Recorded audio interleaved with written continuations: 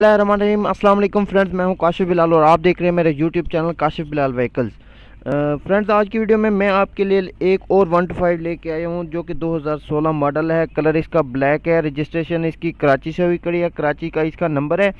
और लोकेशन की बात करें तो लोकेशन भी इनकी जो है कराची में है। भाई जो कराची में रहते हैं। डिमांड की बात करें तो इनकी जो डिमांड है वो 80,000 रुपये है। बाकी भाई का जो कॉन्टैक्ट नंबर है वो स्क्रीन के ऊपर शो हो रहा है। आपने अगर बार्गेनिंग करनी है, अगर आपको बाइक पसंद आती है तो आप भाई से फ़ोन पे रब्ता कर सकते हैं।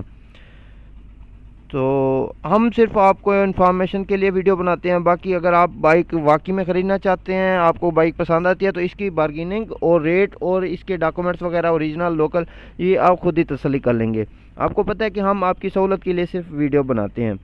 अगर आपको हमारी वीडियो अच्छी लगी है और मुख्तलिफ़ किस्म की गाड़ियों की और बाइक्स वगैरह की वीडियोस देखने के लिए हमारे चैनल को सब्सक्राइब करें।